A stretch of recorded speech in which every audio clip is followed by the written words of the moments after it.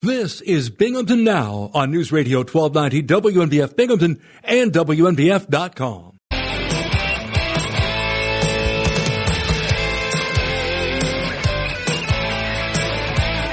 I'm Bob Joseph. This is Thursday, October 17th, 2024. Binghamton Now is underway. Top of the morning, here we are for another fine broadcast. And I commend the Democratic presidential candidate for enduring more than 20 minutes of questioning from Fox News Channel. Should have been longer, could have been better, but at least it's a start. Now we'll see if the Republican presidential candidate is willing to endure 20 minutes of questioning from the MSNBC channel. With that as our starting point, let's start taking calls. It's 9:13. Good morning. You're caller number one. What's your first name? Where are you calling from?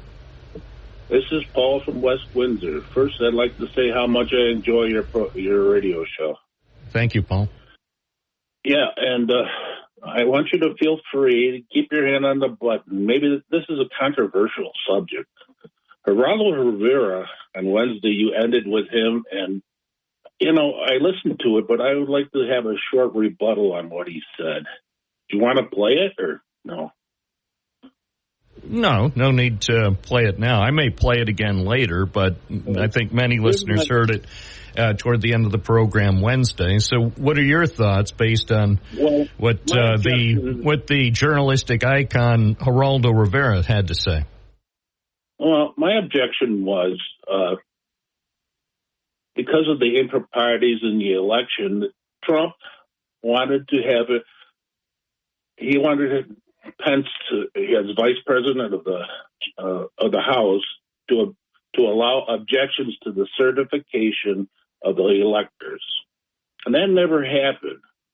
I would have liked just to seen that some senators say there were so many improprieties that there can be an objection, and maybe we'll look into it. But that would have slowed up the transfer of power, and that probably wouldn't have been good. But the thing that bothers me is one of the things I know is that the number of votes in that election was millions over the registered voters in the United States. Not true. It's not true? Not true. Okay. Cite your source. Tell me the source of that claim that millions more votes were cast in 2020 than there were registered voters. What's the source? Well, okay, so I allege that, and I don't know if it's true. And that's the problem. The problem is it's not true. See, that's the problem. It doesn't matter whether you know it's true or not. The fact that you would say it, even though you don't know it's true and it happens to be false. Well, let me say something else, and let's see if this is true. There was a movie, 20,000 Mules, and that movie kind of convinced me that there was improprieties. And that was his point. That's why he made the movie. And that's why even the Wall Street Journal, which previously had signed on to his premise, wound up saying, I believe it was the Wall Street Journal. Somebody, let me, I don't have my specifics here. Was it the Wall Street Journal? It was some major, generally trustworthy organization that had supported his premise with the mules, and then ultimately they went on record and said, basically, no, good try. Look, I mean, the bottom line is here we are 4 years later, absolutely, positively nothing will persuade you. My point was that he was going according to the Constitution. Yeah, well, you know, here's the thing. So the guy wrecked things in January 2021 because he was a sore loser, and the guy is laying the groundwork, laying the foundation to do the same thing in January 2025, maybe worse. So, with that in mind, even at this late date, the guy has he could say, here we are on the eve of the 2024 election, and albeit nearly 4 years late, I'm going to finally publicly acknowledge that I lost the election. And I congratulate Joe Biden for winning the election. He could still say I have concerns over some issues in the election. And he could also... Yeah. So here's the thing, Paul. Here's the thing. He's gonna pull the same stunts, except worse, if he turns out to be the loser this time. And even if he turns out to be the winner, based on past performance, he's going to show himself to be a sore winner. Either way, he's going to be sore. He's not likely to be very graceful or appreciative of the Americans who supported him. And he's going to be especially nasty to those who didn't support him. And that, in my opinion, is not the American way. Well, I told you, cut me off whenever you think it's appropriate. But I appreciate your input on that. I know. And I'm just going to say, for purposes of this call, I'm not going to respond anymore because it's pointless. It's wasted energy. It's wasted on you, Paul, and it's wasted on thousands of other fine listeners. Because at this point, nothing I say, nothing anyone can say will change their mind. So we'll stipulate you don't think Donald Trump lost the election. We'll stipulate that. When it was time, go ahead. It's okay. I'll listen. No. Have a good day. No, thanks. Have a great day. As I said, it's an exercise in futility. The only people who are going to have to deal with the ongoing fallout from the 2020 election, the main people now, are the Murdoch family, because they're facing another big lawsuit that probably is going to mean a payment of hundreds of millions of dollars. They already settled with one of the lawsuits because of the lies they put on their so-called news channel, knowing full well they were lies. So they paid out, or agreed to pay out. I don't know if they actually made the payment yet. They agreed to pay out $787.5 million. They face another lawsuit, which may be settled before it ever gets to trial. Probably will, but it probably also will mean another massive payout. When you knowingly broadcast lies, or in Fox's case, it wasn't broadcast, it was on cable and satellite, but it wasn't over traditional broadcast. When you put out lies knowingly, you may have to pay out nearly $750 or more than $750 million. That's what happens. That's what happens. And fortunately in America, the bar is high for requiring companies to make massive payouts when they've done the wrong thing. Fox News Channel, with the settlement, basically acknowledged they did the wrong thing. I don't know that they acknowledged it in the legal sense, but the fact that they would agree to pay $787.5 million is all you really need to know. It's called we screwed up big time. Bigly. Yeah, not big time. They screwed up bigly. So don't do it. As far as who won the election 4 years ago, at this stage it is irrelevant, and I will stipulate, for those who never accepted that Joe Biden was elected president, I will stipulate you're never going to change your mind. And in some ways, I guess I admire your consistency. 607-772-1290. Let's take another call. Hi, WNBF. You're on the air. What's your first name? Where are you calling from? Binghamton John, and I'm on the line. Yes, BJ's Wholesale. Oh, no, that's a different BJ. Binghamton John, welcome to the program. morning. You have a pretty famous guy, I'll call him Mr. Vestal, that called in yesterday. And, that got me to thinking about real democracy for Vestal. You remember that. Yeah, that lasted for a relatively short period of time. I think a year ago we were talking about that, and that seems to have evaporated. Well, the interesting thing now is that the website has been scrubbed, so there's no way, if you didn't save the screenshots, there's no way to keep track of their promises. Well, when did they scrub it? To the best. I mean, obviously, did you just notice it, or? Yes, I just noticed. What a shame. And well, there's an indicator of real democracy. You delete your website. I mean, the whole point of the internet's was that you're supposed to keep everything up forever so people can compare and contrast what you said, say, a year or a year and a half ago versus what is going on now.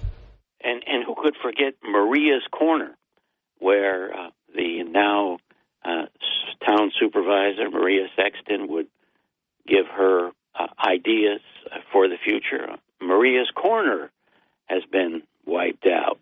Well, maybe they're putting up a new website. Maybe it's going to be bigger and better with more bells, more whistles, and certainly with the archive promises that were being promulgated in 2023. Well, no, it just says thanks, essentially thanks for the memory.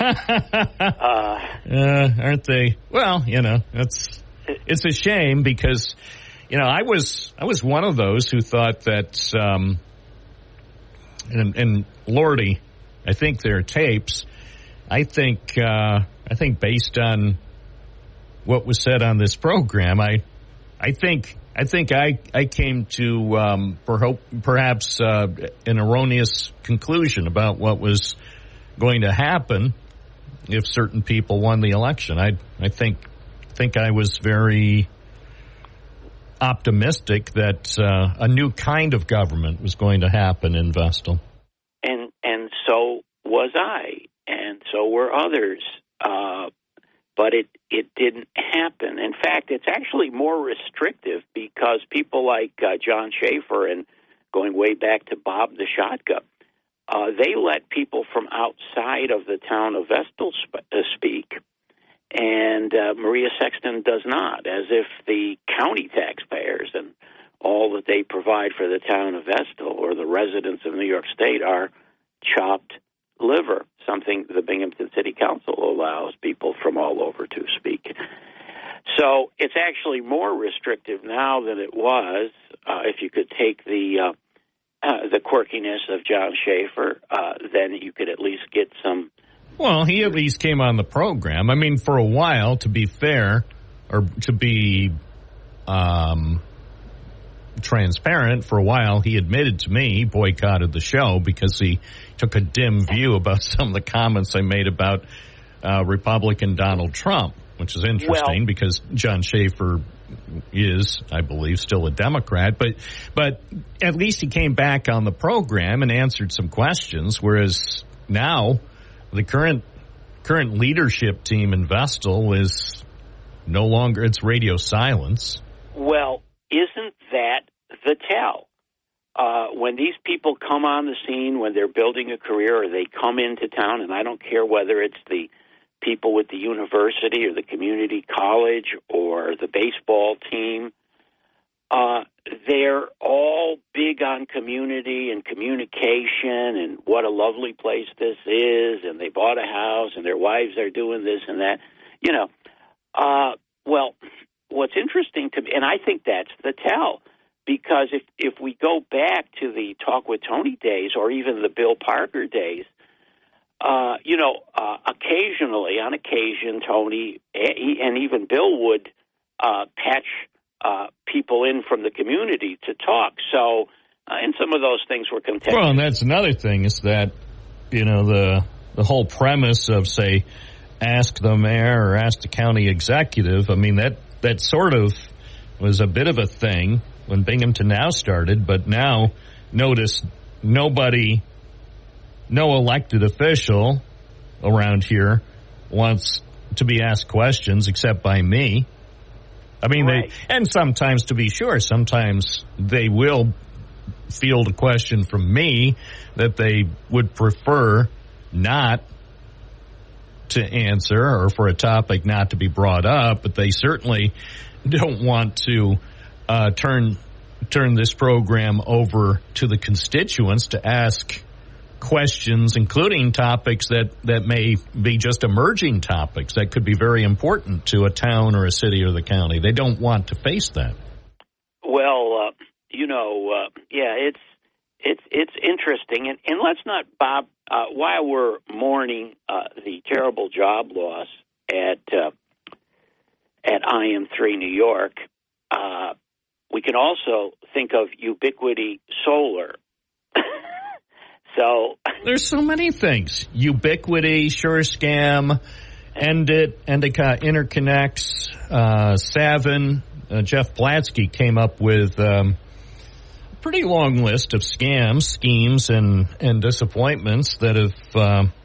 semiconductor lasers. Yeah. I mean, and Jeff Platsky's list that he posted on Twitter, I think, was fairly comprehensive and yet... Sadly incomplete. I mean, it's funny, if you took all that money and you offered it to IBM, they probably would have stayed in some way here. Well, they probably would. I think IBM. I have nothing bad to say about IBM, John. I'm a proud member of an IBM family from before I was born. So. Here's what Platsky wrote on Twitter. Add IM3 New York to the long list of Broome County economic bust. EIT, SLI, SureScan, Canopy Growth, Savin, Ubiquity Solar, Southern Tier Hemp, Stilsey, MMC.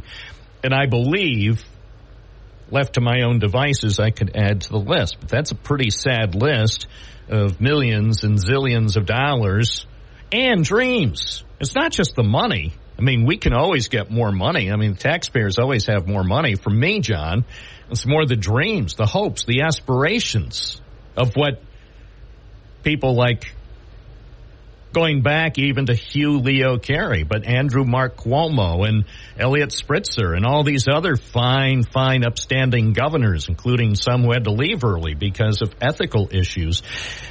They promised the world and delivered us nothing. Thank you, John. And they're going to do it again. Wait till Kathy Hochul comes to town.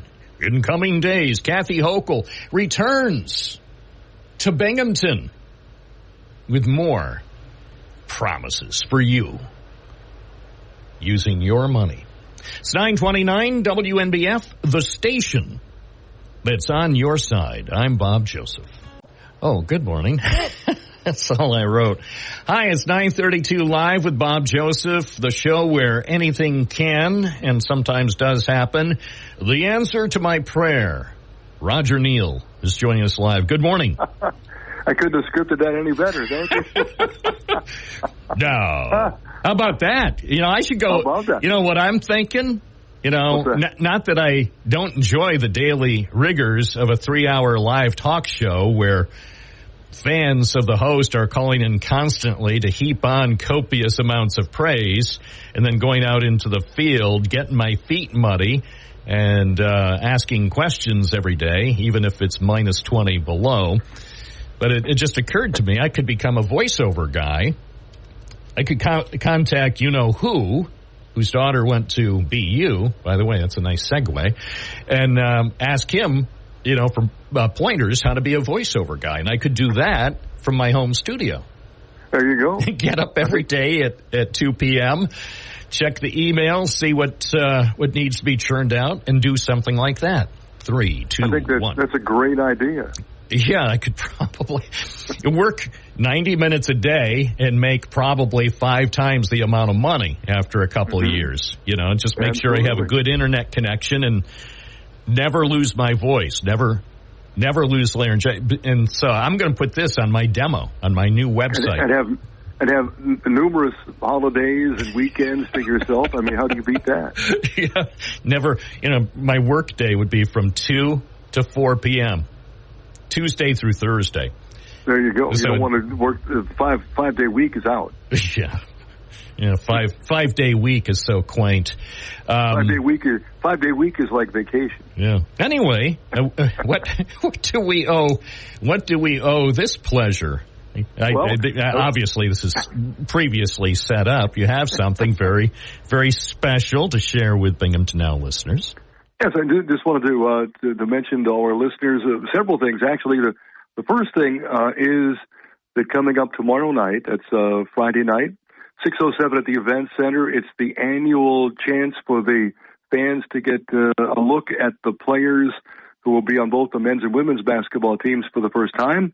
They call it One Binghamton Madness, and it'll be a chance for fans to not only greet the new team, but also have a chance to watch them. They'll be doing some drills, probably some scrimmaging.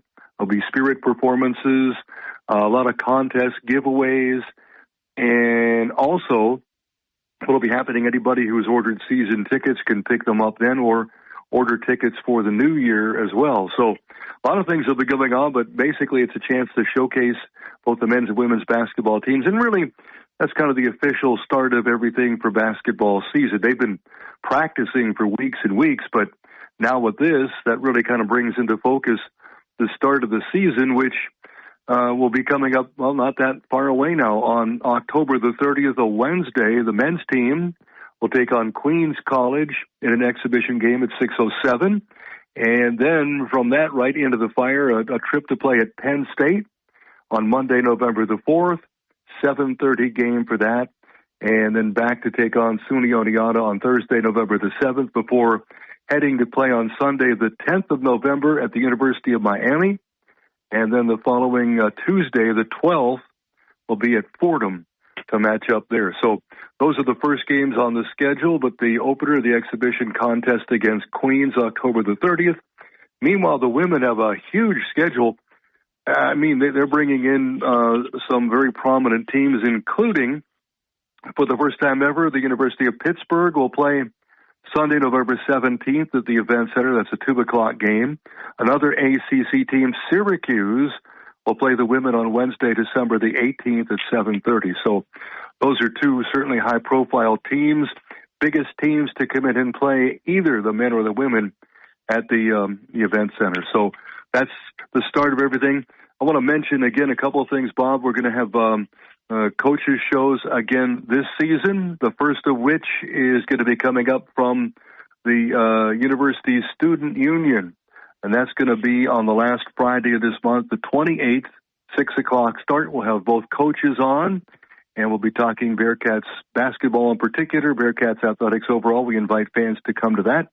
Again, that's on Monday, the 28th of October, and we'll be doing those once a month at not only the Union on campus, but also Courtside Bar and Grill downtown, as we did shows last year from there. So those are going to be coming up as well. So we're looking forward to it, and that all brings us to this, that all men's and women's games, again, will be aired on Town Square Media Stations. The men back right here on WNBF all games, and the women on KISS 104, all of their games, too. So the whole package is starting, and we're looking forward to it, and we hope fans will come out, meet the team, say hello, coming up with their chance to see them work out coming up this Friday night. Lots of prizes to give away, and it should be a lot of fun. It always is, just to start to get the excitement level moving in favor of Binghamton Bearcats basketball this season, Bob. Two things I look forward to in the fall: Bearcats basketball and donuts. Man, you don't get much higher than that. I love that. Remember, the donuts are what fuel the Bearcats. Absolutely. At least the guy that announces them, anyhow. Mm-hmm. Yeah, without fresh donuts, life itself might be impossible in Endicott's Union District. There would definitely be a donut hole, no doubt about that. A big hole. Roger, thank you for joining us. Looking forward to the next few months. My pleasure. I've got my mobile app ready to go. If I hit the road today, I'll have your show on throughout the rest of the morning. So thank you for the chance to talk about Bearcats basketball. Always a pleasure. Thank you, Raj. Thank you. Roger Neal live, living color on the NBF and WNBF.com. Well, it's 9:39. Let's go back to the hotline. Hi, hotline. Is the caller there? Yes, I'm here. How are you today, Bob? Great. Please identify yourself and your hometown. I am the very feeling groovy DJ from Binghamton. Yes, what's it like to be a DJ? I'm not a DJ. I'm a Pentecostal preacher. I just play one on at the Post 80. You should be a DJ. Why? Why not? If I sounded like Bill Flynn in the mornings, I could probably do Sunday mornings, but DJ. The DJ Polka Show. Polka Power with DJ. There, I'm working on my voiceover, my second voiceover gig. You don't even need a transformer. You sound great. Yeah. Anyway, what's on your mind this morning? Well, I've been thinking about starting a kickball team, and I want Kathy Hochul to throw out the first kickball. I want to call us the Cannabis Gummies, because that's a name that nobody has. Everybody talks about where they're from. What about other names? I got blessed with 2 Black Bear tickets. Is that their name? Black Bear? How about them Black Bears, huh? The arena? The ones that dress up in the green uniforms? I don't know what I'm going to do, man. It's already fall. Candy apples are falling off the trees. The donuts are all stale. And no, donuts aren't stale. The donuts are fresh, baby. Well, who makes them? You know who? Cider Mill Donuts. They're making them fresh, right? They're making them fresh probably right now on Nanacoke Avenue. Did you say Snyderville? Hey, you remember Brighton Donuts on Main Street, next to, not far from John's Flower Market? Yeah, and those punks closed it. The punks closed down Brighton Donuts. Those punks. Well, I don't know if it was run by punks, but they closed it. It's Cragen's deal now. They're the Bates Troy. Yeah, oh, that's right. It's now the Bates Troy. But they cleaned the donated coats. But Cragen's didn't own the donut shop. They might have owned the property, but they didn't make the donuts. It was Billy Brighton. If you donate a coat, you get a free donut. How about that? Sounds like some sort of TV promotion. Keep your eye out tomorrow night for 4 plus 3 equals 7. That's my favorite number. Backwards, it's 34. That's Alyssa Smith from Johnson City. She was a Wildcat last year, and now she's going to be a Binghamton University Bearcat, whatever that means. And we love the Wildcats because they took it again, Bobby. I tried to tell everybody. Nobody believed me. Well, the Wildcats they must be doing good work. After all, they do their magic at 666 Reynolds Road. Well, 666 Reynolds Road. They do play a mean flute in the parade on Monday. Hey, I ran into Josh Riley. You know how tall he is, man? He should be playing basketball. He's 6'8". I was going to say, he's taller. We talked about that on the big show when he came in here. And he said, because he did this thing with, who's the former senator, he used to have a talk show, one of those progressive talk shows on Air America, and also David Letterman. They did a thing, because a video, and the gimmick, and it is a gimmick to be sure, is that all 3 of the guys said, I think it was Letterman who was trying to be cute in his own insufferable way. No, I mean, I love it. I love Letterman's humor, of course. And Letterman said something like, we're all the same height, which that was supposed to be a joke because Letterman is somewhat tall, but that senator who used to have a talk show on Air America, he's not that tall, but Josh Riley is taller than both. And it was just I thought it was a kind of fun. It was kind of fun to see them, all 3 of them, in side by side, and it was it was only 20 seconds, but that's fine. There's nothing wrong with that. I don't know who the senator from Air America was. Who is that? I don't know. Some guy from Air America. He was a U.S. senator. He used to be on Saturday Night Lives. Oh, Franken. Oh, Albert Franken. His uncle is Yahya Sinwar, who was killed in Gaza this morning. Did you hear about him? The Hamas leader. Yahya Sinwar. He has the same first Al name. Franken isn't related to that guy. Well, You said it was his uncle. That's not true. we don't want to confuse Sinwar with Sinterklaas. Why would you say the guy who was in the news this morning is Al Franken's relative? Well, they have the same name. It's similar. Sinwar and Al Franken. Yeah. Al Frankenson. All right, Bobby. All right, nice try. Not a very good... I have no idea what that meant. Al Franken used to have a talk show. Not a good talk show, but it was a talk show.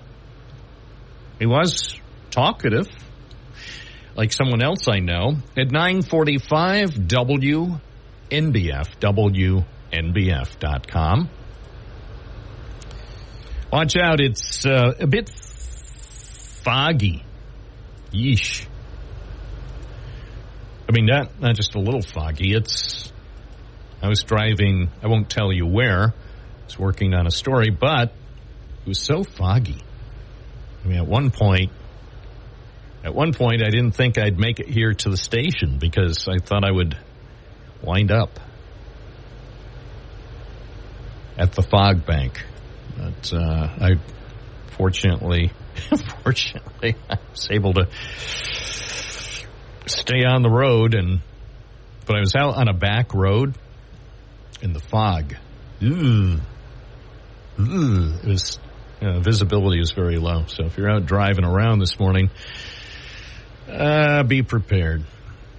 Be prepared for some areas of fog. Most of it probably will be gone shortly. In the meantime, though, we can look forward. The weather suddenly is improving. I'm looking at a forecast now, a 7-day forecast that is astonishingly good.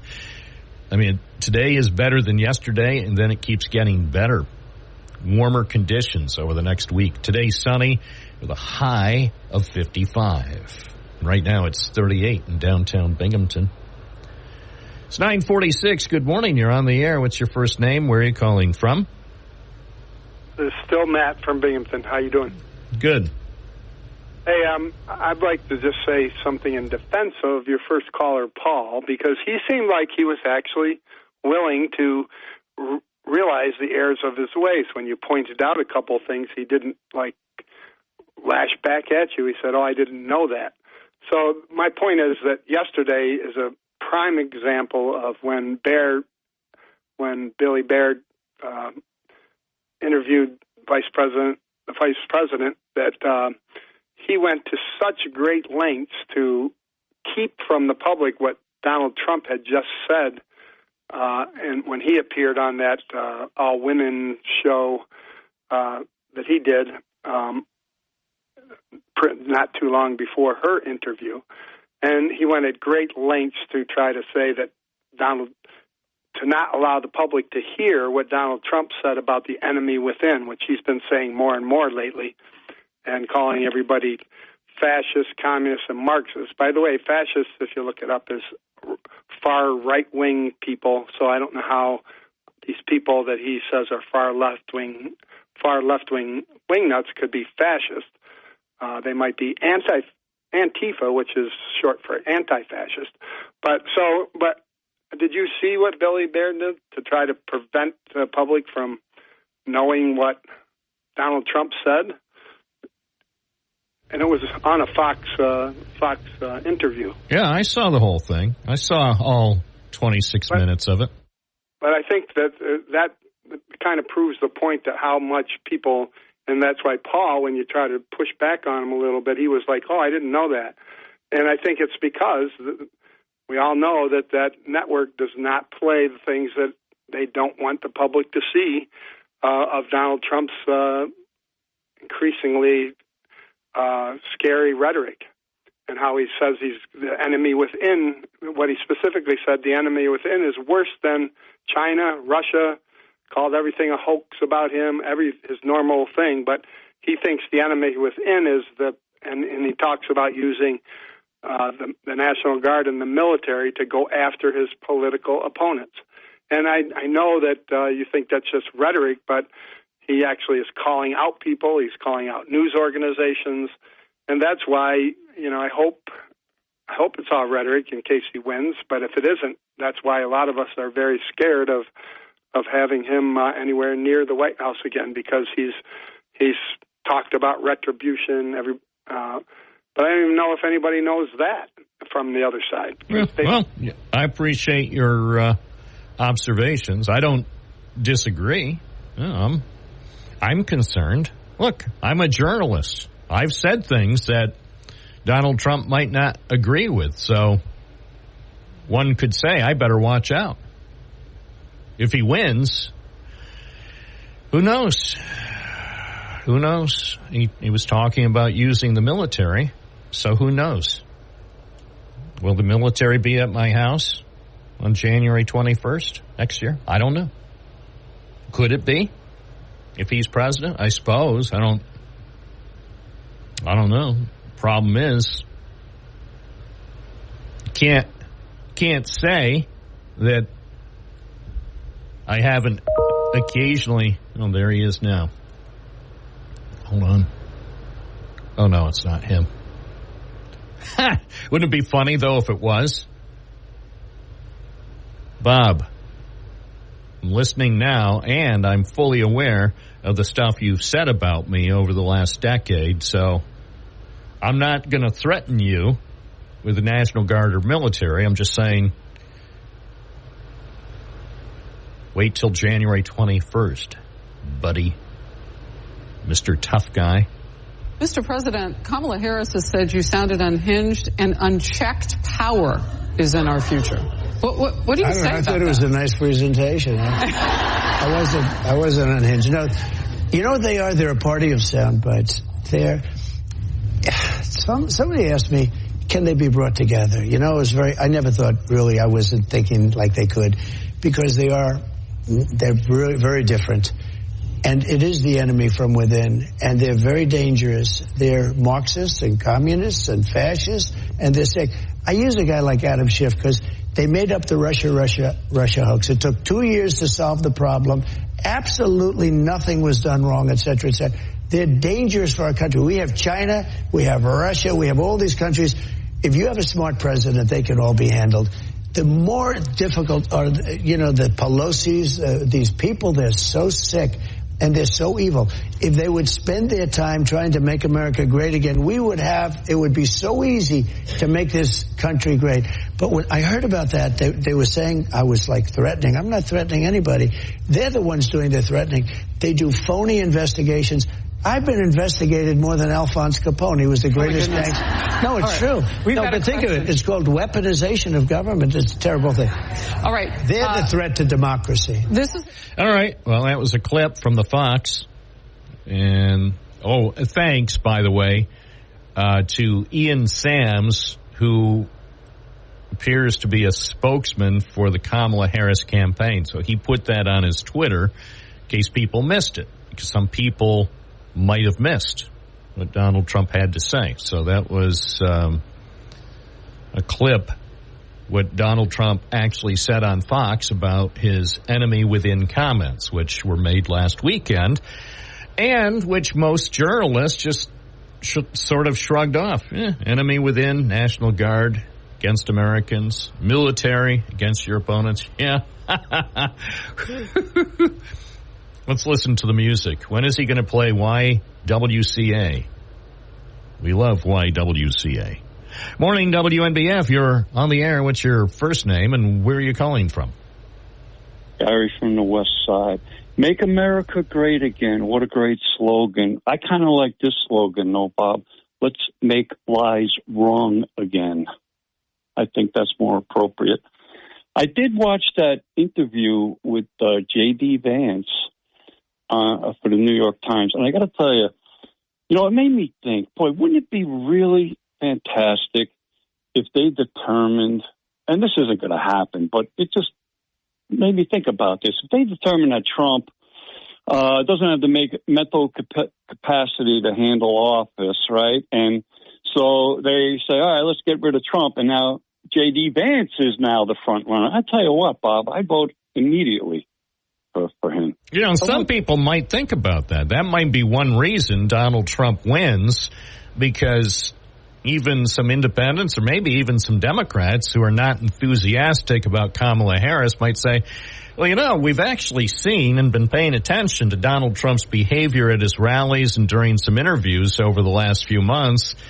And at this rate, by July 4th of 2025, he ain't going to be president, even if he's elected. And who knows? This could be part of a secret plan, by the way, Gary, that even Donald Trump could be in on. Because Donald Trump certainly would like to be called a winner. He would love nothing better, even if he doesn't really want to be president, he would love nothing better than to defeat Kamala Harris by one vote or one electoral vote. And then he could say, there, I defeated that progressive prosecutor from California, even though I was convicted of 34 felony counts. I defeated her, even though she apparently has no serious criminal record. And then, so he gets sworn in with all the pomp, all the circumstance, everything that goes with inaugurations on January 20th. He rakes in copious quantities of cash over the next few months. And then on July 4th at noon, he announces he's resigning effective immediately and that J.D. Vance will become president. It could be all part of a big plan. Everybody's being distracted by this so-called Project 2025. That's probably the bigger project that they already have worked out in advance, even written by the Donald Trump, both Donald Trump Sr. and Donald Trump Jr., and even Eric and Barron. I could see it.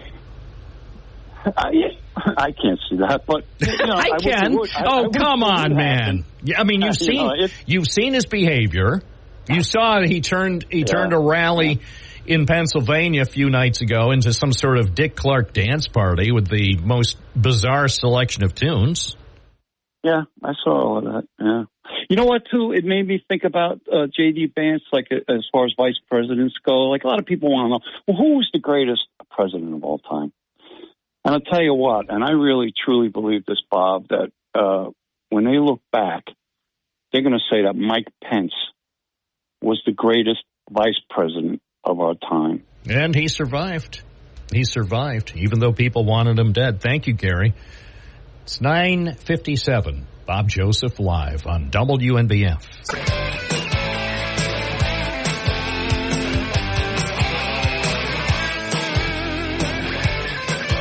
Hi, this is Bob Joseph. Time to start another big hour of Binghamton Now on your favorite station.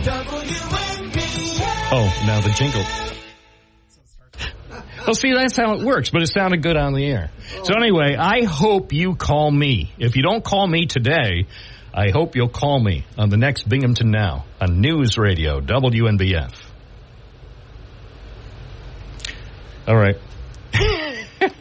Thank you, Don. That was, by the way, since you're here, just say you could do a live promo for your, you could do that one. Hold on, let me fire it up. Thanks to our new solar array on top of the building. Shh. What?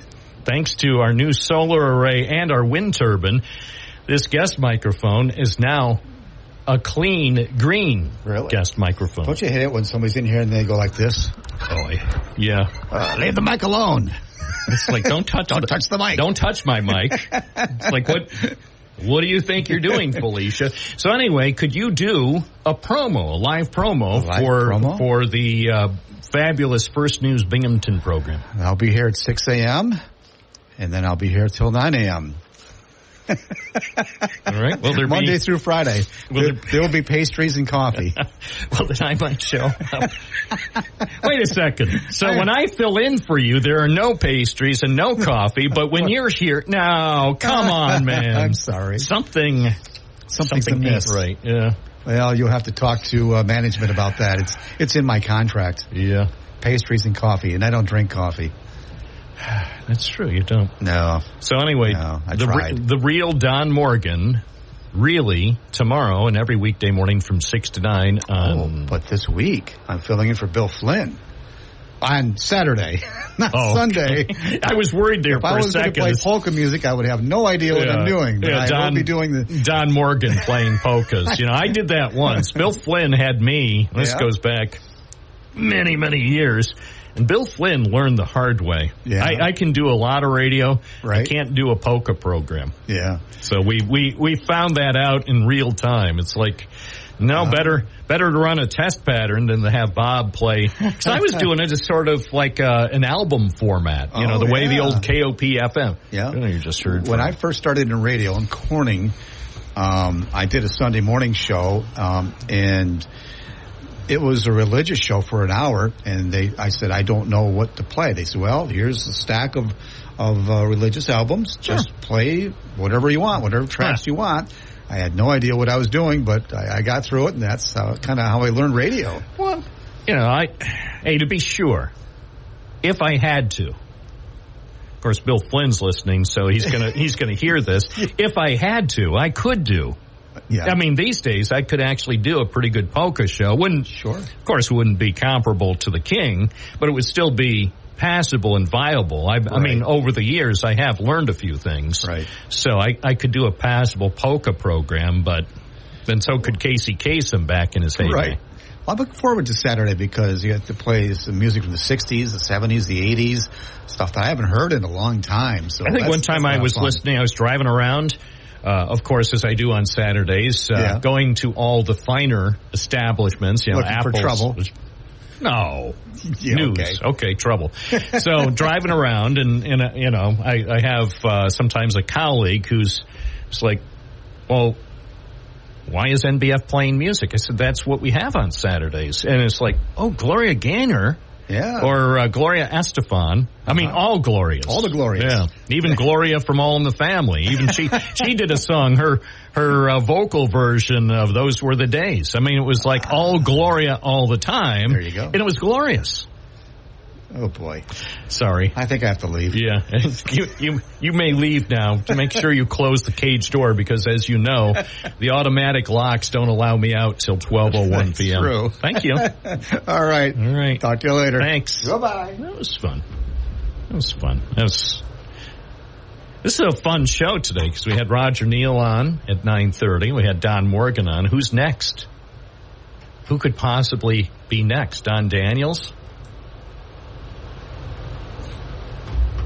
Joe Sobel? John Leslie? I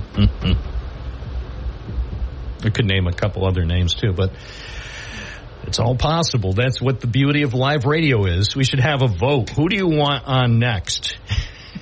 Somebody. Voice from the past. 607-772-1290 is the WNBF number. If you have any thoughts on the future of radio. More importantly, though, let's return,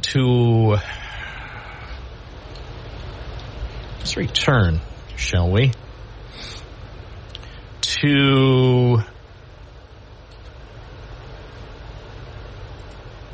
this thing with the Fox. So we played the actual clip of what Donald Trump said on the Fox about the enemy within, although that wasn't the original clip from last weekend. Now, and this was, again, full disclosure, this was posted by someone named Ian Sams, who apparently is with the Kamala Harris Communications Division. But the point is, he posted that one thing with Trump where he was talking about the enemy from within and evil. And now here's part of the clip he posted also from the Fox interview with Bret Baier. And this is Kamala Harris talking about it. So let's listen to a bit of that so we can compare and contrast. In fact, if you listen to Donald Trump, if you watch any of his rallies, he's the one who tends to demean and belittle and diminish the American people. He's the one who talks about an enemy within, an enemy within, talking about the American people, suggesting he would turn the American military on the American people. We asked that question to the former president. Now, this is disingenuous. So again, and if you didn't see what Fox News did, and I don't know that this was Bret Baier's idea or Rupert Murdoch's idea anyway. So Kamala Harris makes a very interesting point there for about 25 seconds about what Trump had said earlier about enemy from within and the possibility of using the National Guard and the military against our fellow Americans. And so instead of playing that clip, then Fox News takes this direction. So, and look, I don't know whether Bret Baier had any control over this. Bret Baier only had control over specifically what he asked, but who knows if he was even told what questions to ask Kamala Harris. But he certainly, I don't believe, had full control over what clips were being played during the Kamala Harris interview. Let's listen as the interview took an odd twist. Today, Harris Faulkner had a town hall, and this is how he responded. I heard about that. They were saying I was like threatening. I'm not threatening anybody.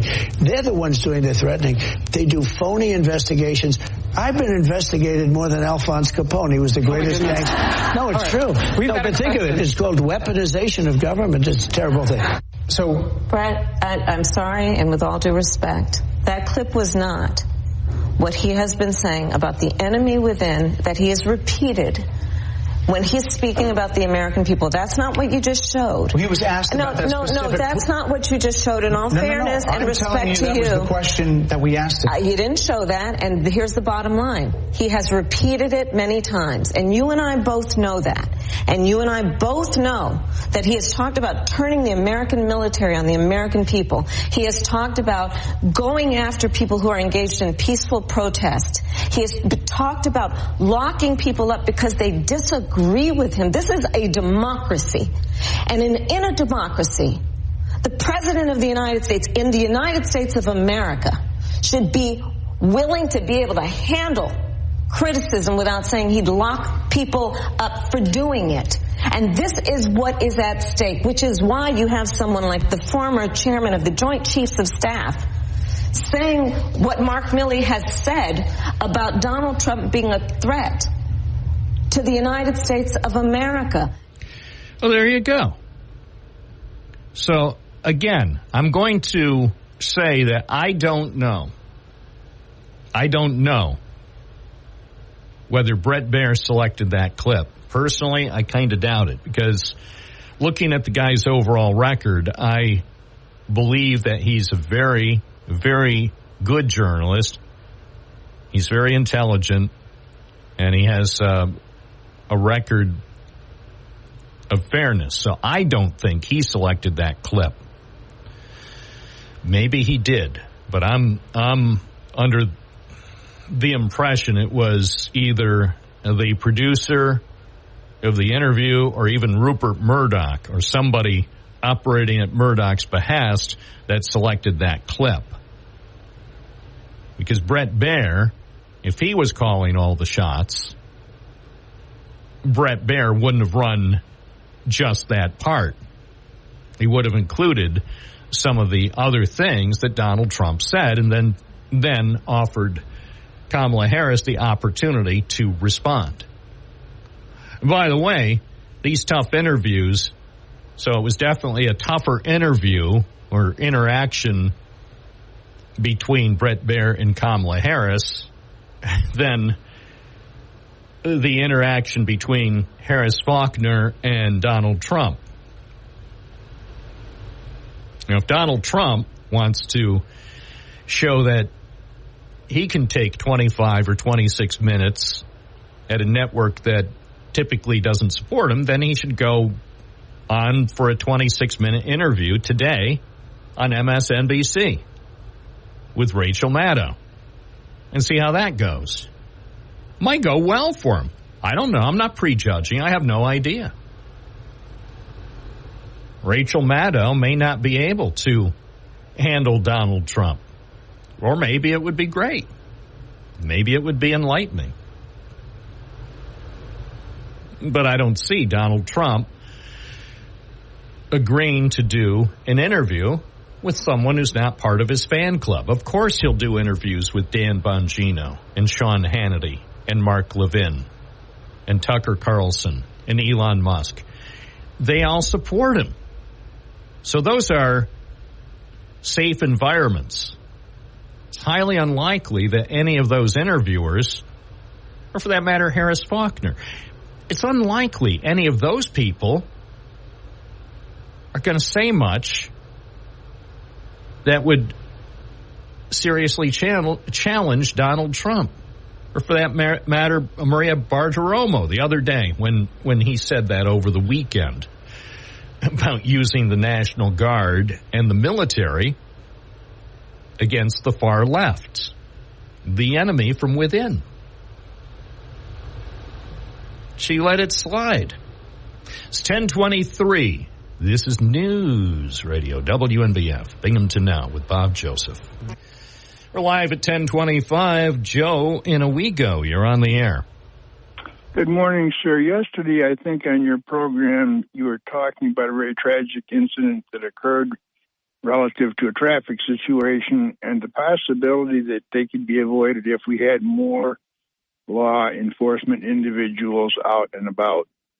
And this relates directly to something I have talked about earlier. In order to have more law enforcement, you need more revenue for law enforcement, which comes from taxes. And 5 weeks ago, I put a small statement in the Owego Penny Saver asking 7 people to please contact me and explain how tax credits work.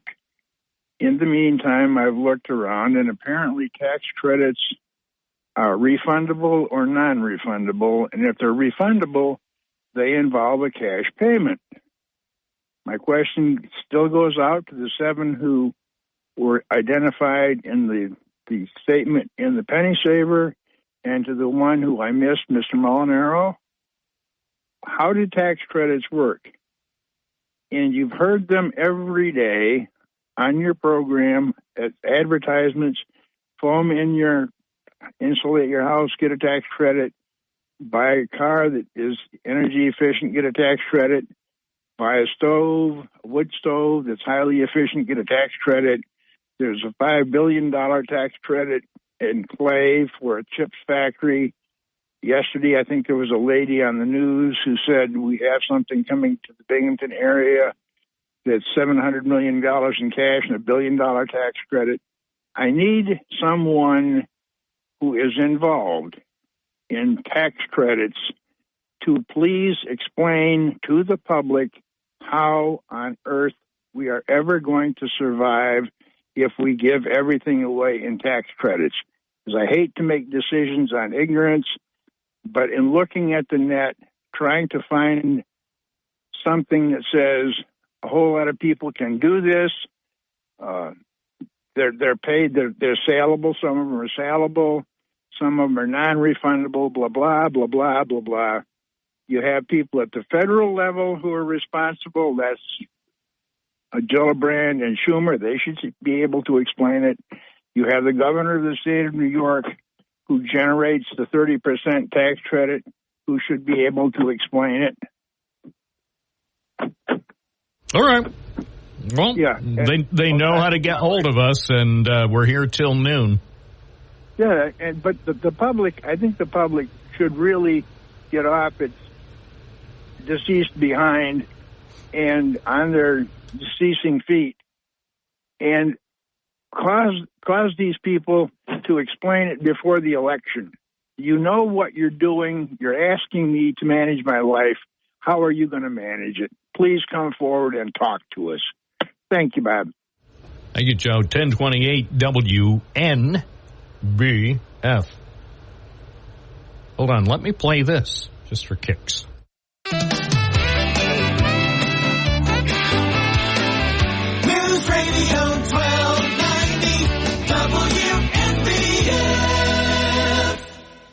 All right, I like that. All right, 10:28 at WNBF. The Jim Emke show was on last night. News 34 on all the popular cable channels. I like it because it's on two of the most popular cable channels. News 34, you should enjoy that with Jim Emke and his News 34 team. And last night, they ran on News 34. I think it was last night. I was out at some meeting or someplace. I don't know. I didn't see it on TV, but I'm looking online. And so on the story about the historic and iconic Johnson City High School building at 435 Main Street, they actually ran a clip from the Lane Group, Mark Lane. And over the years, when I have, as they say, reached out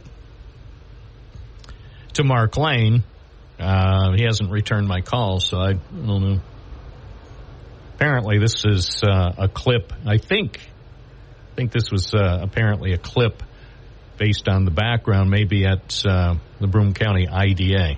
So let me just play a portion. This is a report that ran on News 34 with Jim Emke, and this is Mark Lane of the Lane Group, who has not been on Binghamton Now and has not returned my calls in the past. So let's hear what Mark Lane had to say on TV news. But the building itself, the structure is in great shape. It was built back in I believe 1914 and 1916 was the second edition. Obviously, we have to restore all the windows, all the stonework on the exterior, and all the interior finishes on the inside. So it's definitely going to be historic in nature, but the apartments will be, I will say, beautiful. Lane says the separate outbuilding in the rear that once housed the high school's gymnasium is about to be leased commercially. The main 3-story, 80,000 square foot building will be converted into 58 apartments, 48 with 1 bedroom and 10 with 2. Lane says the current tenants will be given 30 days to vacate, and he wants to work with them to make the transition as smooth as possible. All right, that was Jim Emke. As seen on TV, News 34, every weeknight, the information you crave. And again, they have it online. I grabbed that from binghamtonhomepage.com. Thank you, Mr. Emke. And also cable channels, 2 of Binghamton's most popular cable channels, bringing you the news. The news you can use, along with apparently exclusive content from Mark Lane. Someday, Mark Lane, I think, will come on this program to talk about that project. Not today, but someday. It's 10:32 at WNBF. As he mentioned during the soundbite from News 34, he understands the historic nature of that building. And I, too, have written about the historic nature of that building. So, in that sense, he and I think, have a lot in common, because I wrote the story September 2015 when that building and the 2 other Broome County high schools, the Binghamton High School and Union Endicott High School, September 8th, 2015, when they all turned 100 years old, because they all were open September 1915, and so in September 2015, I showed up there. For some reason, I decided I should go to all 3 of those schools, even though it was Labor Day, and talk about the history. So, Mark Lane, I would love to talk about the project there at 435 Main Street. It's, I think, a major move forward for that building and for Johnson City. It's 10:33 here at WNBF. And now people are voting who they want on a future program. Okay, thanks. Thanks for your votes. Keep those votes coming in. Somebody wants Elliot Spitzer. Well, I'm not going to rule it out, but at this point, I'm not sure what difference that would make.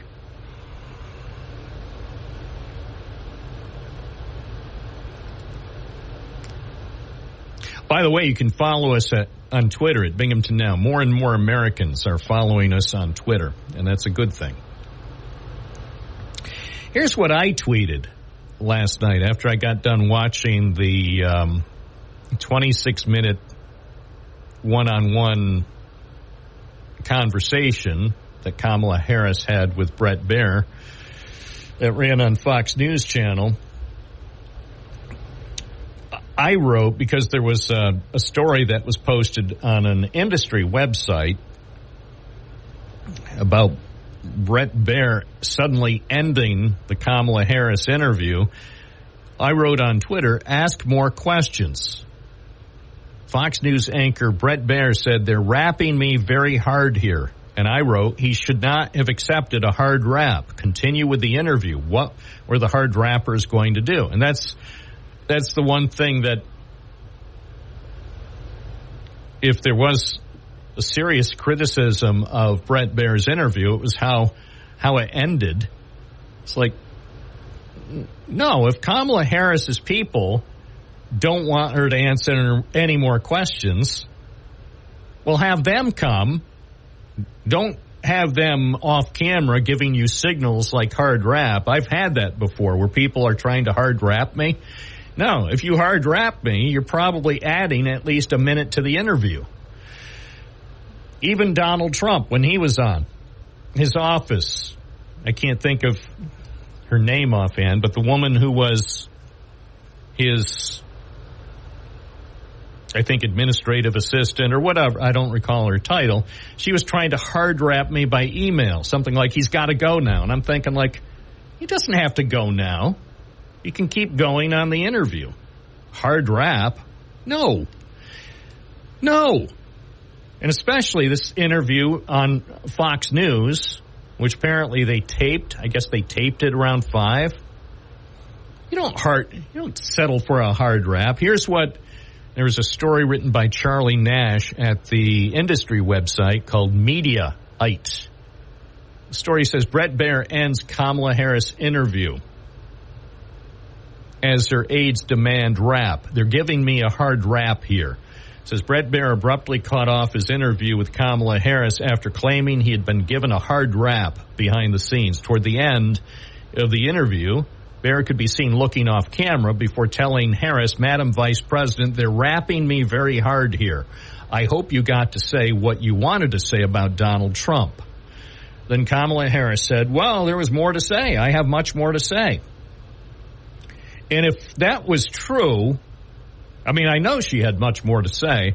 So at that point, I would have told her, if I was Bret Baier, I would have said, yeah, I know you have more to say, much more to say. So stay seated and tell whoever these people are who are trying to give me a very hard rap, tell them to knock it off so you can continue to answer more questions for the American people. And so Bret Baier said, so that's why we invited you here, to see where you were in 2019 and where you are now. As Kamala Harris continued to speak, Bret Baier interrupted, Madam Vice President, they're giving me a hard rap here. She replied, well, I thank you for the time. It's good to meet you. Following the interview, Baier blamed Harris's team for the lack of time. He said we were supposed to start at 5. That was the time they gave us. Originally, we were going to do 25 or 30 minutes. They came in and said, well, maybe 20. So it was already getting whittled down. And then the vice president showed up about 5:15. So it said we were pushing the envelope to be able to turn it around for the top of 6 o'clock. So that's how it started. And I could tell when we started talking that she was going to be tough to redirect without me trying to interrupt. And he said I had a lot of other questions. Of course he did. Bret Baier could have asked questions for at least 5 or 6 hours, but Kamala Harris, or at least her people, only wanted him to be able to ask questions for 15 or 20 minutes. So that's one of the problems, especially when you do something that's pre-taped. If people are trying to give you a hard rap, if they're off camera trying to rap you hard or very hard, Bret Baier said, they're rapping me very hard here. I would have looked over at whoever the rapper-in-chief was and looked at her directly and said, stop rapping me very hard. We're trying to do an interview here. And then I would continue asking questions. And again, because evidently Kamala Harris arrived late for the interview, I would have kept going. I'm not saying that I would go for an hour, but I certainly wouldn't have wrapped it like that, because for one thing, what's Brett Baier got to lose? Are they going to fire him? Is Fox News going to fire Brett Baier because he didn't go along with Kamala Harris's rapper-in-chief who was trying to rap him very hard? If anything, he would have gotten a raise or a bonus. Rupert Murdoch probably would have given him about $1 million bonus if during the interview, when they were rapping him very hard, if he asked her 3 more questions, despite being rapped very hard. He would have been promoted. He would have a prime time show, not a non-prime time show at Fox. And also Kamala Harris's people. What if, either way, say if she wins the election and is sworn in as president January 20th, does that mean Kamala Harris will do fewer interviews on Fox News Channel as president? No. She's probably not going to do any to begin with. Unless it's when she's running for a second term, maybe then. But she's not, if she's elected president, she's not going to show up on Fox News Channel to do interviews, as far as I know. So it's not as though the Harris team could punish Fox News Channel because Brett Baier refused to get rapped very hard. And the other thing is, if Donald Trump is elected president, and if he's sworn in January 20th, then Brett Baier could be a shoo-in to be Trump's press secretary. His first press secretary for his second term, Brett Baier would be the man, simply because he refused to cave in to Kamala Harris's rapper-in-chief. There's no excuse. In my opinion, there was no excuse for whoever the person was off camera. I don't know who she is, who she thought she's trying to impress. Maybe she was trying to impress Kamala Harris, her boss, but that don't impress me much. You know, you don't rap someone very hard.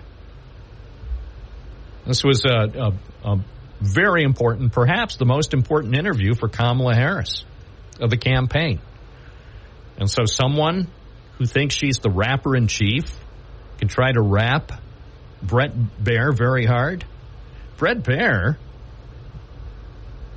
you shouldn't have been rapped. As I said, keep asking questions. What if he asked her 2 or 3 more questions?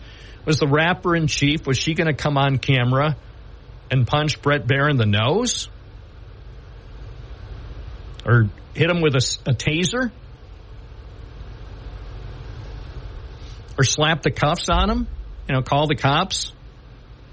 Send some units over. Brett Baier isn't ending the interview. He's holding Kamala Harris up from her next big fundraiser. Pennsylvania cops would have said, you got to be kidding me. Stop bothering us and let him ask her more questions.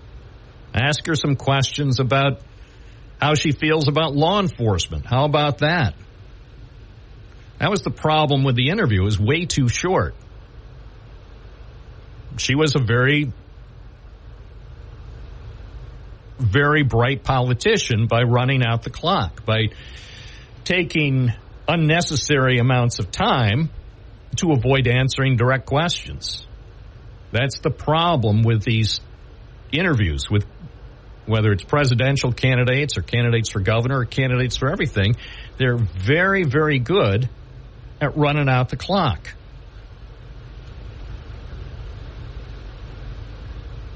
So most interviewers come prepared with, who knows, 2 or 3 dozen possible questions, knowing full well, if they're lucky, they might be able to ask 4 or 5. But that's how it works in America today. It's 10:44. This is Bob Joseph. Binghamton Now, 607-772-1290. If you saw the interview on Fox News Channel, let me know what you thought. 607-772-1290 if you'd like to talk on WNBF. And a good morning to you at 10:47. Let's take a look at email. Thank you to the U.S. Postal Service for keeping your postage rates reasonable. Jesse from Owego writes, it was in plain sight that Brett and Kamala were not running the show. It was more of a joke. Brett's hands were tied. Kamala, like old Joe, was being run by her staff. That interview was confusing, more like desperate measures on both sides. I wasted my time watching that rap. Well, I don't think it was a waste of time, but I do think that Brett Baier had, as a journalist, an impossible task. First, you see who he's working for. So it cannot, I'm telling you, it can't be a pleasure working for the Murdoch organization. I mean, maybe it's like working for the Eddie Block gang. You know, it's a job. Pays the bills. I mean, you know, if you need new shoes, you can get new shoes by working for the Fox News Channel. But I'm sure Brett Baier has to put up with a lot that we don't even know about. So Brett Baier, of course, you know, is stuck out there trying to do his best to be the consummate professional journalist that he is, and yet you know what Rupert Murdoch and the people who run the organization and the audience, that's the other thing. You know, Brett Baier has to keep in mind who the audience is for Fox News Channel. And the audience at Fox News Channel, most people, regulars, wanted him to treat the interview the way Dan Bongino or the way Sean Hannity or the way Tucker Carlson or the way Elon Musk would treat Kamala Harris. So that made it tough. The other thing, of course, is this time, and the time element. And time is a really big time is a big enemy for broadcast interviews. The clock is always ticking, and especially if they weren't going to do much of any editing. And let's face it, if they did any serious editing because of time constraints, then people would be griping. Kamala Harris's people would gripe. Trump's people would gripe, no matter what they do. And again, what people outside the news business don't understand, virtually all interviews on most programs are edited. For time, for clarity, or whatever, or just to help make sense. So just because 60 Minutes or some other news operation does editing doesn't mean it's nefarious. It means they're trying to tell a story in the best way possible to make something that otherwise might be confusing. Make it simpler for people to understand, not because people are dumb, just to make something that is somewhat complicated, make it easier to understand. So that's the reason why TV and radio programs tend to edit. Now, this program, we don't edit interviews. They happen live. Nearly 100% of the interviews on this program are live, for better or worse. If they were going to be pre-recorded, then before they would air, I would do at least some minimal editing and to clean up if I phrased a question poorly or whatever, just to make things flow better. But hey, we do it live. And there's nothing really wrong with that unless you're a hothead. I mean, if you're a hothead, you have a problem with doing it live. We'll do it live. We'll do it live! But I'm not a hothead, so I can do it live. I'm not like Billo, or I fly off the handle if they tell me I have to do it live. We'll do it live. We'll do it live! So what? You're doing it live. But again, hotheads can't handle live. Professionals in the business, if you've been in the business for a few years, you're not upset by having to do it live. It's 10:52, WNBF live in living color. Oh, here's something from our DOT. The DOT has just issued an official notice, and I am pleased to bring it to you in real time, live. This is from the DOT.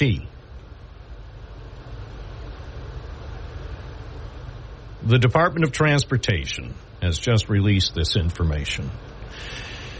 For motorists in the town of Kirkwood, Broome County, DOT advising motorists of around-the-clock lane closures on Interstate 86 and Route 17 between exits 75 and 76 in the town of Kirkwood starting at 7 o'clock Monday morning and lasting through 6 p.m. Friday. The single lane closures on both sides of the highway are necessary to facilitate pavement repairs. So there, you heard it here. I did it live. I did it live. And I read it perfectly. It's 10:53 here at WNBF. What else? Oh, the Trucking Association of New York has also issued a communique. The Trucking Association of New York, along with Assemblywoman Donna Lupardo, are going to talk about the Advanced Clean Truck Act regulations, which are scheduled to take effect next year. According to the Trucking Association, isn't that the one that Eddie Kendricks used to run? This requirement, adopted by the DEC in 2021, requires a percentage of new trucks sold in New York State to be zero-emission vehicles starting in January. An unattainable goal given the lack of infrastructure and equipment needed to support the transition. Well, the trucking industry is supportive of efforts to transition to zero-emission vehicles. They are calling on New York State to reconsider the timeline toward electrification. By the way, and they go on to have more and more information about this, and we've touched on this. We actually, I think, touched on it with Town of Dickinson Supervisor Michael Marinaccio, Town of Union Supervisor Robert Mack. These requirements in New York State might be well-intentioned. Of course they're well-intentioned. They're trying to help New Yorkers transition to the energy of the future. But all these guidelines or requirements are not attainable, so things have to be adjusted. So they will. They've got to be. We don't have the infrastructure. We don't have the money. So they're going to have to make some changes. So anyway, they're going to put that media must RSVP to attend a webinar. Well, don't think I'm going to be able to make that. Anyway, it's an important issue, so I suspect New York State will adjust its guidelines. I think they have to be realistic. More coming up. You're listening to Bob Joseph with Binghamton Now on News Radio, WNBF and WNBF.com. Flawless in its execution. Yes, it's the Binghamton Now show. Very few imperfections. If you're able to listen to the West Coast feed. If you listen to the live feed on the East Coast, well, it's a different story. 607-772-1290. Taking more calls more often here at the station, so if you have things that ought to be said, you ought to call. Go ahead. WNBF.com with some of the finest stories, some of the choicest selections, USDA Prime News, WNBF.com. Here's a story. Addiction Center Clinic planned for Binghamton's first ward. An agency wants to open a clinic for substance abuse disorder patients in the first ward of Binghamton. The Addiction Center of Broome County plans to set up that facility in a 3-story brick building at 15 Charles Street. Maybe you've seen it. It is big, and it is brick. The organization spent $1.2 million, actually more than $1.2 million, to buy the building just north of Clinton Street 2 years ago. I noticed this. I thought this was kind of interesting. So they spent, let me just take a look here, because fortunately, there are some records that are online here. So they spent, according to the property records here, they paid $1,250,000 for that property less than 2 years ago. That was November 30th, 2022. $1.25 million to buy the building from a mysterious LLC, which had acquired the building in 2004 for $150,000. So, see how that works. Anyway, they will be putting in a new facility, 41 clinical offices, a dozen group therapy rooms, and 4 medical exam rooms. And again, that's at 15 Charles Street. It will also have 77 care manager offices on the second floor. There also will be a gym and a yoga room. So you can see details at WNBF.com. And eventually they may use the apartments on the 3rd floor for transitional living. So WNBF.com. Planning Commission has scheduled a public hearing on that request for a special use permit November 5th. You may remember the Addiction Center of Broome County last year sought permission to open a 40-bed warming center at that site on Charles Street, but the plan was rejected after nearby residents and business operators expressed strong opposition to the facility at that location. It's 11:14, WNBF. Let's go to the phones. Good morning. You're on the air. What's your first name? Where are you calling from? Jesse from Owego, Bob. Did you just get the bad news from ABC News, or weren't you listening? I wasn't listening. I was too busy doing some administrative work, so I missed it. But I did see the email you sent me, and I have to say, good thing I was sitting down. Well, yeah, that's the one I'm talking about. I mean, for our listeners who didn't catch it, explain to the listeners what the Walt Disney Company's Amazing Broadcast Channel just reported at 11. The Amazing Broadcast Channel News, what did they have to say? Well, they said that standing all the time, your standing desks, it is unhealthy if you do it all the time. It causes circulatory issues in your legs, and it can cause varicose veins. All right. So continue. Now, you say something, just say a couple of things, because you know that I do this program all the time standing up. So that's right. So tell me more about what you think while I go grab a chair to sit down. Yeah, grab a chair and a banana cream soda. I would say sit down on odd days, stand up on even days. You know what I wrote. Yeah, I would say every other day, stand, sit, and then maybe you got a gambling chance of not getting varicose veins.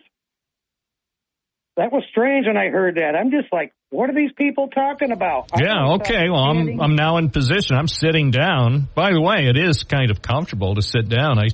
Now I see why Talk with Tony was always sitting and smoking a cigarette too. But I'm not going to go that far. I'm just gonna sit here. I ain't gonna take up smoking. Well, remember when Tony was on? He would sit here during his show in the studio. He'd be smoking cigarettes. Oh, I remember back in the day. But you got to remember, now that you're deep in the dungeon, 7 floors down, do you have a good enough air handling system where if you decided to take up smoking, could the system handle it? No.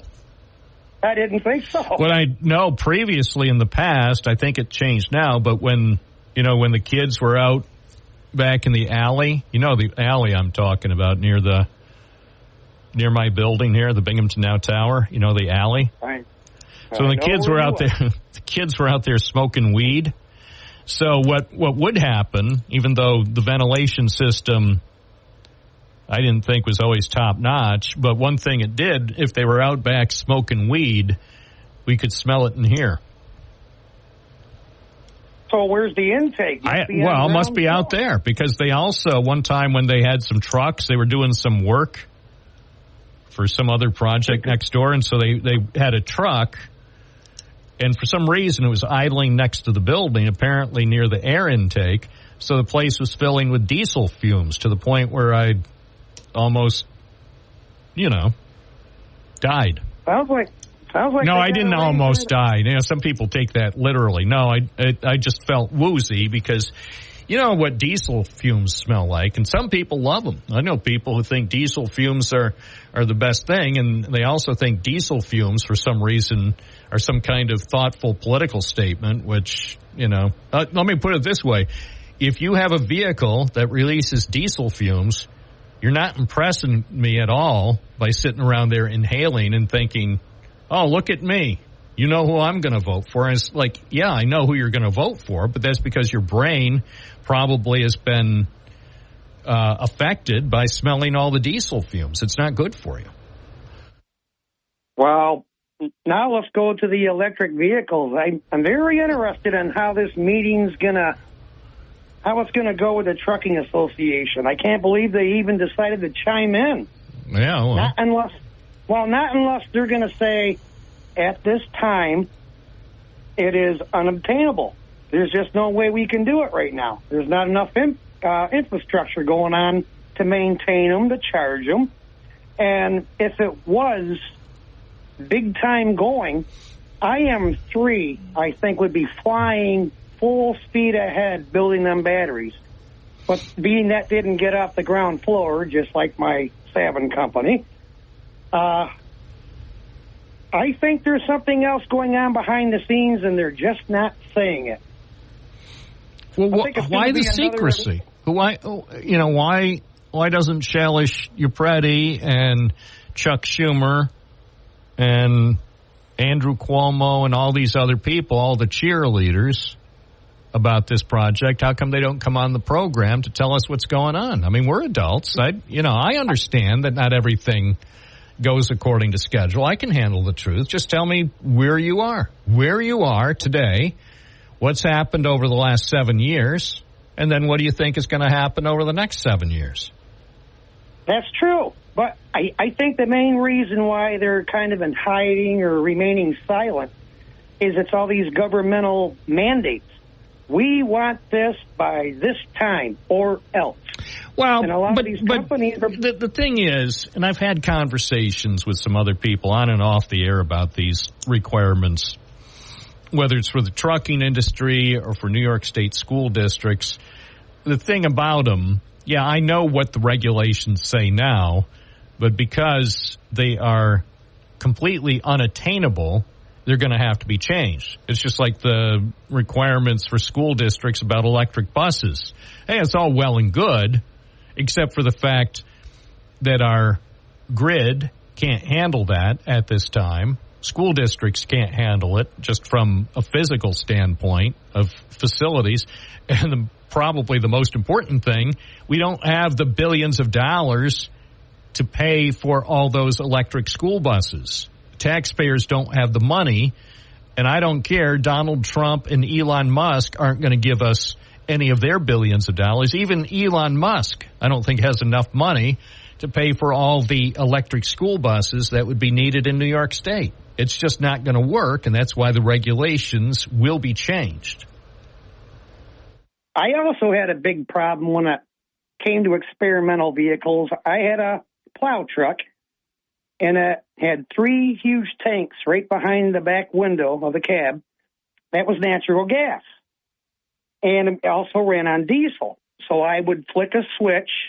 Now it's running on natural gas. And then if the natural gas system had an issue, I'd have to click the switch and go back to diesel. But the biggest problem was, Bob, is when the vehicle broke down, the natural gas system part of it, where do you get it repaired? There's very few repair shops where people know how to work on these vehicles. So I had to haul it like 2 hours away. True. Well, but that's going to happen in the early stages of any new technology. You know, sort of the chicken and the egg thing. You know, even say with electric vehicles. Now, at some point in my life, I may actually buy an EV, an electric vehicle. But a few things. We may have no choice. No, see, I think for the foreseeable future, Jesse, we're going to have a choice. I know you think, or I shouldn't say you think, because only you know what you think. Some people believe that people like Kamala Harris and Kathy Hochul are going to force us to buy electric vehicles, and I don't believe that'll happen. They're going to do things to encourage and incentivize electric vehicles, but in my opinion, Jesse, in the next decade or so at least, I can't say much beyond that, at least in the next decade or so, if you want to buy a gas-powered or a diesel-powered vehicle, you'll be able to do it. Yes, there'll be more incentives from the government, maybe from industry, to get us to transition over to EVs. But honestly, you know, it's one thing to talk about it hypothetically and say, well, I think by 2030 or 2035, all vehicles sold in California or all vehicles sold in New York must be electric. It's one thing to say, yeah, from a hypothetical point of view, a realistic point of view. Is it really attainable? Well, I don't think I'm on the outgoing side of life, so I'm not going to live to see it. We all are. Right now, I mean, we're all on the outgoing side of life. Once you're born, it's all downhill from there. You know, whether you're going to be around for 100 years or 150 years, hey, the clock's ticking, baby. I'm trying to figure out how I'm going out, Bob. Am I going to expire or am I going to evaporate? Who knows? And in the end, we'll find out. In the end, whatever the final act is, you know, it's the grand finale. You know, who knows? Yep. And who wants to know? You know, some people say, well, I only wish I knew. I wish I knew if I was going to be around here for another 50 years, another 15 years. No, you don't. That's right. No, hey, you know what? Nobody wants to know that. I mean, it's one thing to say, well, if I knew that I had only 10 years left, this is what I would do. Or if I knew I was going to be around for 35 years, this is what I would do. No, you don't want to know. It'd make you nuts. Well, I'd say more nuts than I already am. Okay, I was going to say, now you're in my kind of company. Exactly. I would just say live every day like it's your last. Well, that's what I try. I mean, you know, I'm out there taking pictures. One of these days, somebody who doesn't like what I'm doing could probably say, enough. Enough of your taking pictures. Enough of your questions. Enough, buddy. You know what? If you can offend at least one person a day, you have done a very good job, Bob. Well, then I'm having a really good week. I like it. Thank you, Jesse. Have a good day. And I am sitting down. It's 11:26. Take a load off my feet. See, most of the time, when I've been doing the program for more than 13 years, I've been doing it standing up. For some reason, I thought that was healthy. And now on the amazing broadcast channel from ABC, the Walt Disney Company, they apparently say that's it's no good. So now I'm sitting down. And then next week on the news, they'll say, if you're doing your job sitting down instead of in a stand-up position or at a stand-up desk or whatever, then they're going to tell me I'm going to die. And then the next week they'll have something about, and if you drink more than 2 cups of coffee, you're going to die. Or if you don't drink any coffee, you're going to die. Or if you listen to FM radio, you're going to die. And researchers aren't really doing us any favors, because whether they have figured it out or not, we're all going to die, whether we do our jobs sitting down or standing up or laying down or whatever. It's 11:27. Hi, WNBF. Good morning. You're on the air. This is Bob Joseph. What's your first name? Where are you calling from? Selena from Binghamton. Hi, I'm sitting down. Yeah, I was just going to call you back on that one. You deserve to sit down. Work smarter, not harder.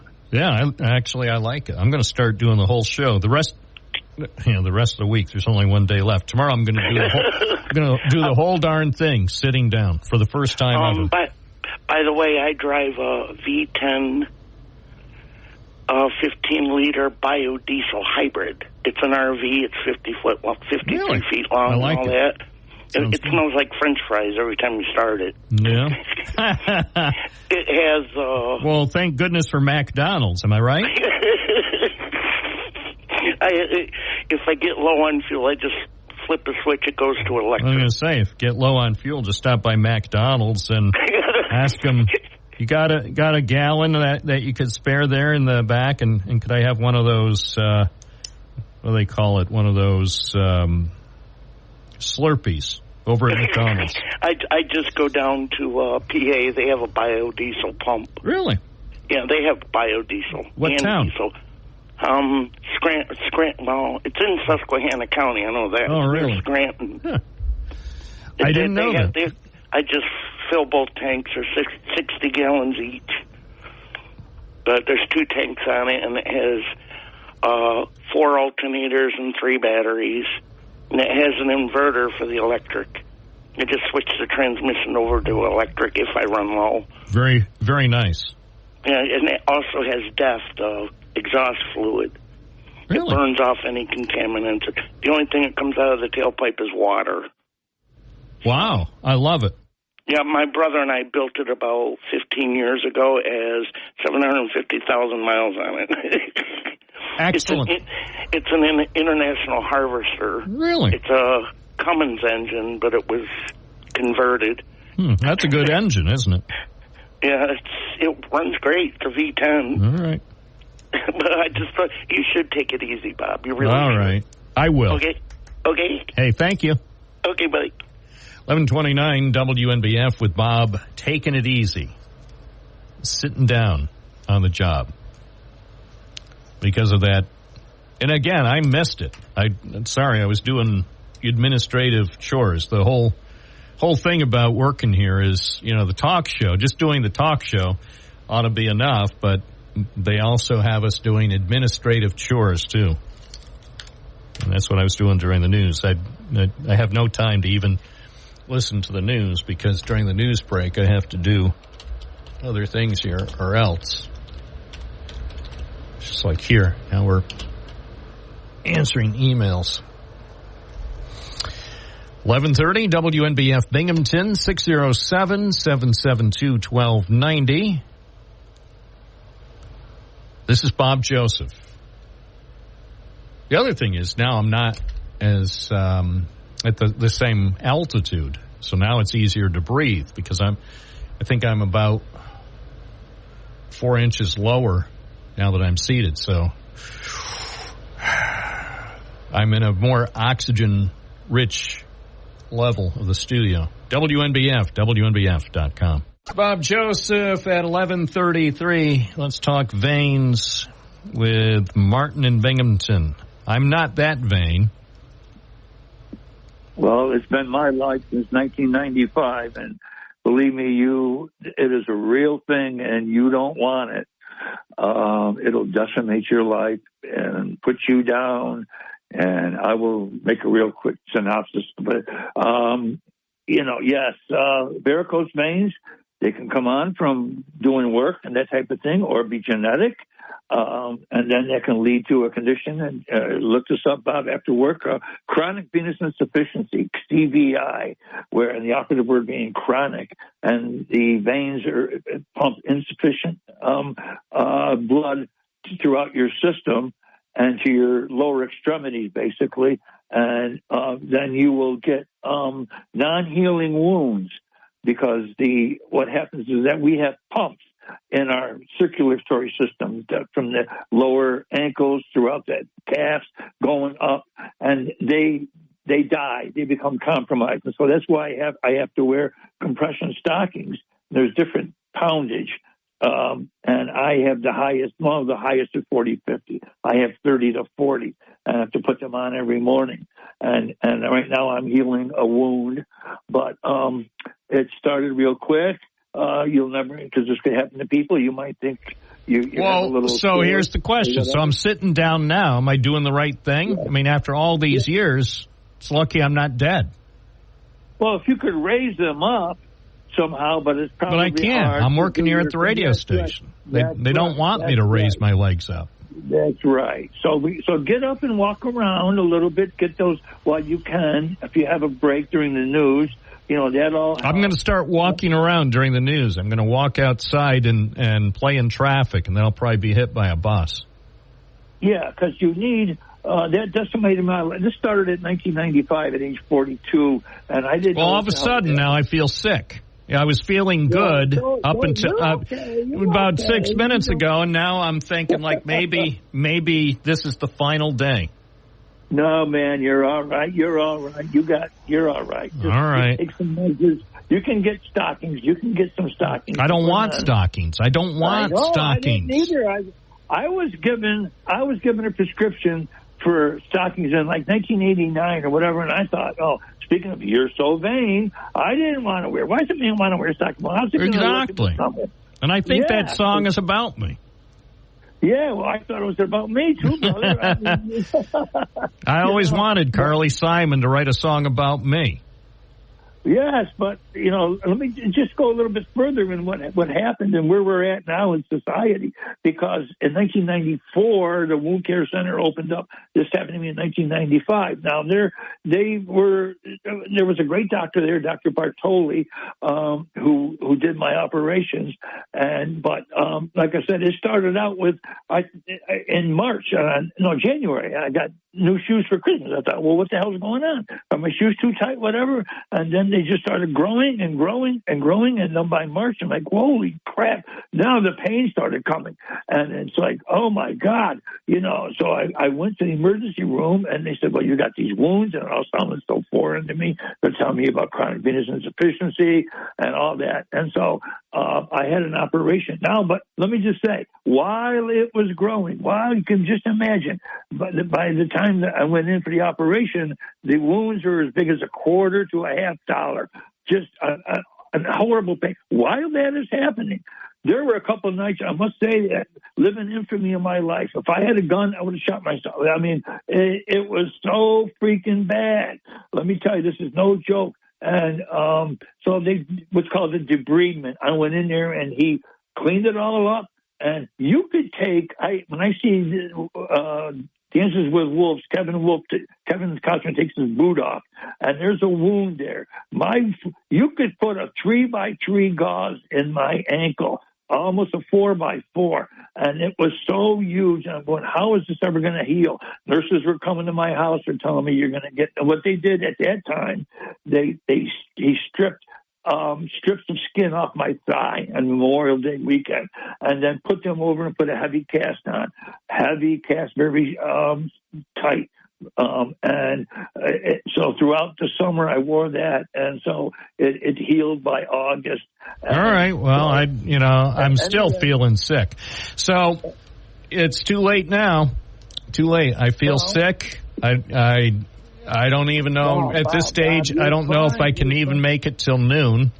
You're fine. It's probably psychosomatic. Probably all I need is a Shamrock Shake. I'm going to go up to the Front Street McDonald's and get myself a Shamrock Shake after the show if I'm still here. Well, let me say that you have veins now sticking out of your feet, out of your legs. Oh, my goodness. Well, if you do... My circulation... I think my circulation is about ready to stop. Bob, you're fine. You can get stockings. All right. Where can I go? Do they have them at Boscov's? Yeah. Well, no, at drugstores. No. They have them at drugstores. But they're closing them all down. Yeah. I wanted to go to CVS, but every CVS near me is closed. The one near the station, 34 Court Street. They closed it down. I can't get any stockings in downtown Binghamton. I need stockings. My kingdom for the stocking. Don't panic. You will find stockings. All right. Call your doctor if you want. I'll give her a call. I'll give her a call and ask her if she would give me a good place to get some stockings. I don't know if sounds like you might have some veins coming through. Yep. But that's okay. And so when you sleep at night, you can... Gosh, I'm not going to be able to sleep anymore. You will. I'm going to worry. Right now... Last night I slept like a baby. Last night I slept perfectly. I slept like a champ. Tonight I'm going to be tossing and turning, wondering how many minutes I have left. I've had 5 operations, let me just say, where they're called lobectomies, Bob, where they go in there, they put you out, and they take the veins out. It's painless. All right. You get a good doctor, and then that'll shut them down, and they will naturally reroute. Okay. It's amazing. They're amazing. All right. Reroute. And then as long as you wear your stockings religiously, nobody will see it. The winter's coming. So can I still eat lamb speedies? You can eat anything you want. Try to avoid some salty food as much as possible. I'll stop having those chips. But it's a real thing. I could see this excerpt on there because I've been going to the wound care center. I was just there a couple of weeks ago. I'm going to have to make an appointment now. I got to go back. I might check myself in. Do they have any beds so I could check myself in for a week? No. Darn it. It's matter of fact, General Hospital, Dr. Sherry Nichols. Over on Mitchell Avenue? Over there. Huh? Over at Mitchell Avenue? Yes, sir. All right. Hey, thanks for cheering me up. Appreciate it, Martin. Hope you have a great afternoon. Don't worry yourself. Don't worry. Everything's okay. All right. I won't worry. I'm going to take it. I'm going to take your advice. Not worry. Let me write that down. Don't worry. Be funny. Okay. 11:42, Thursday, the final episode of Binghamton Now on WNBF. Streaming at WNBF.com. Tom and Endwell, good morning. You're on the air. Good morning, Bob. Were you able to talk about the Brett Barr and Kamala Harris's interview today? I think you did listen to all your show. Absolutely, oh, you did? Yeah. Yeah, she, I give her a lot of credit for going on there, but that interview just proves that she's about as bright as a blown light bulb. Every question, she just skirted, ducked, dived. She wouldn't answer anything about the border. Nothing. Absolutely nothing. And I think people need to reevaluate where she's at. And I think it was Nancy Pelosi wants Joe Biden to jump back in the race. Where did you see that? It was a clip that Nancy was talking to somebody, and she said that she'd like to see Joe Biden jump back in the race. I can't believe that. It sounds fake. It's fake news. Well, she wanted him out.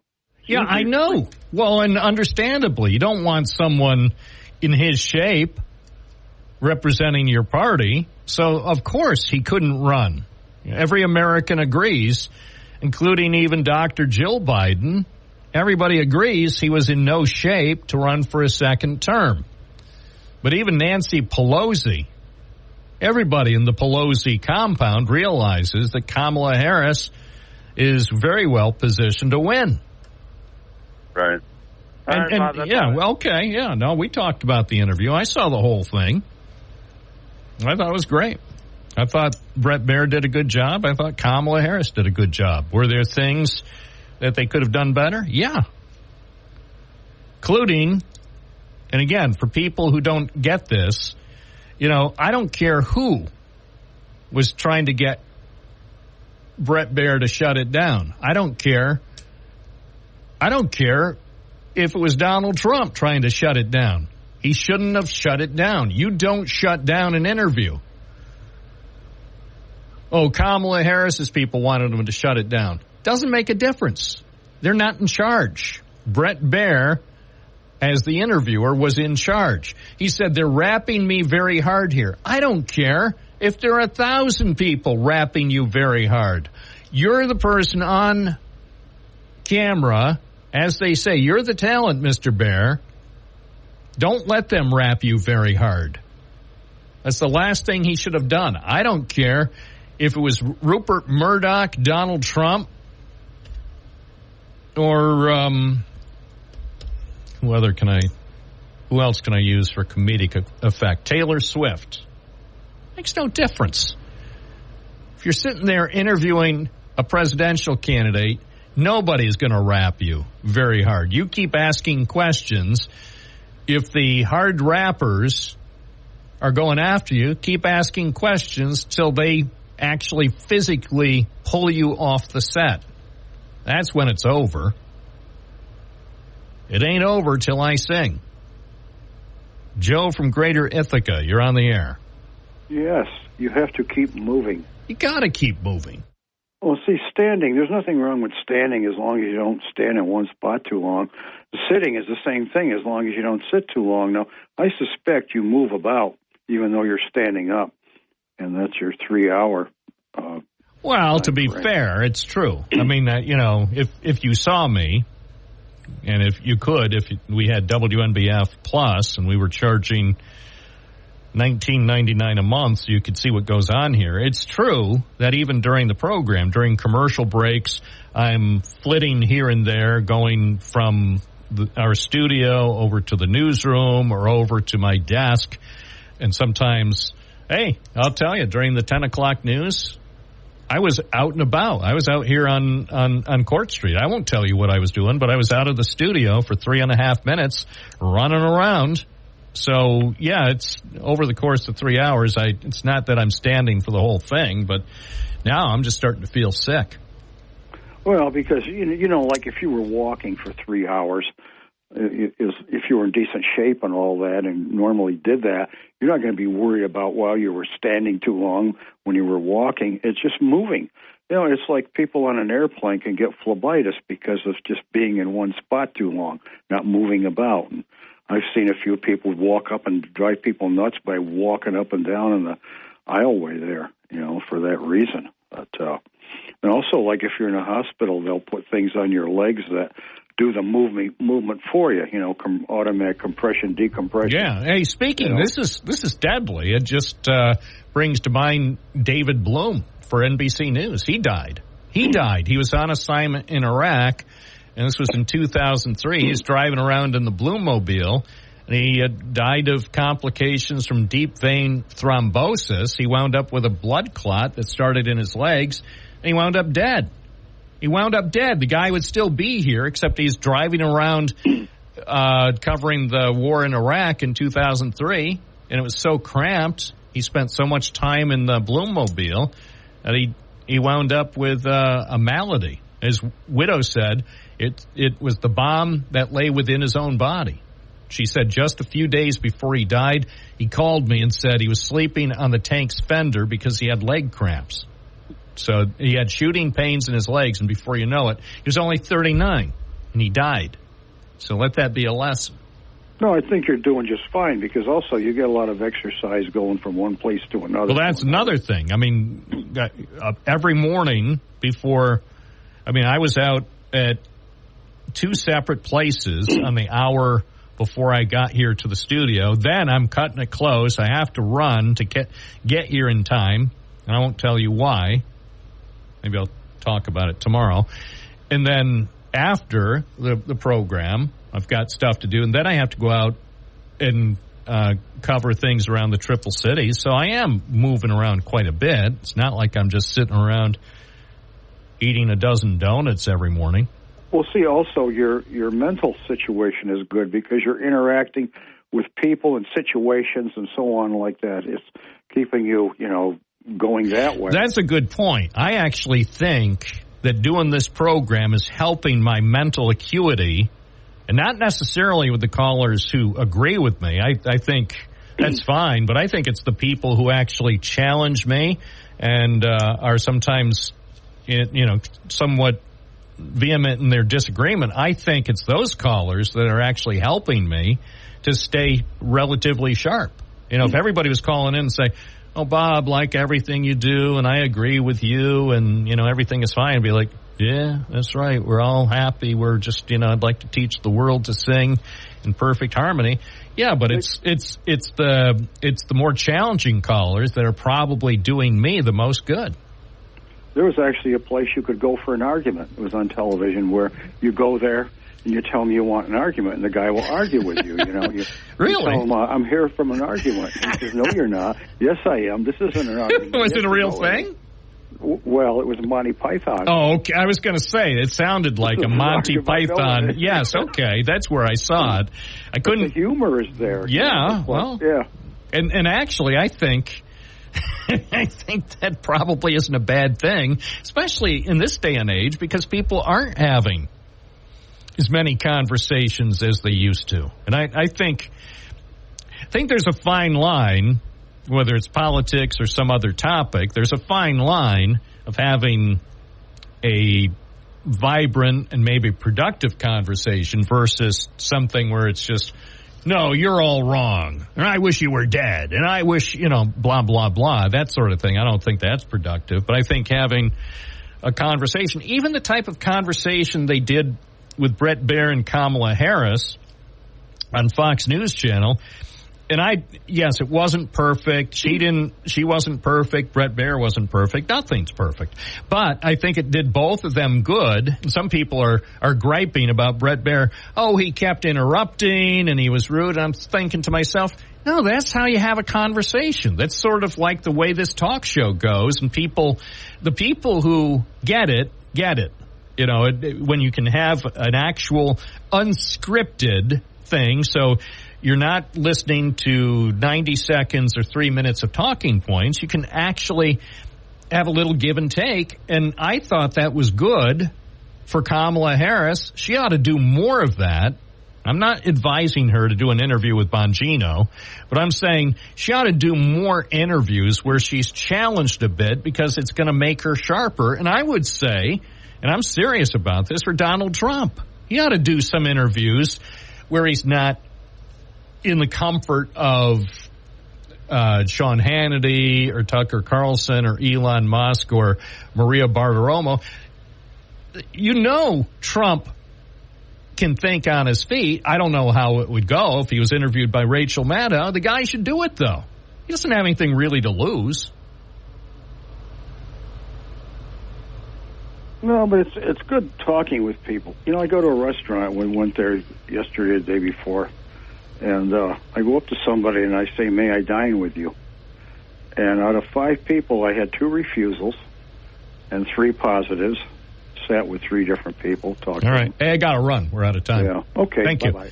Yeah, that's a good idea. That's our program for today. I'm Bob Joseph. I'll be back tomorrow here on WNBF.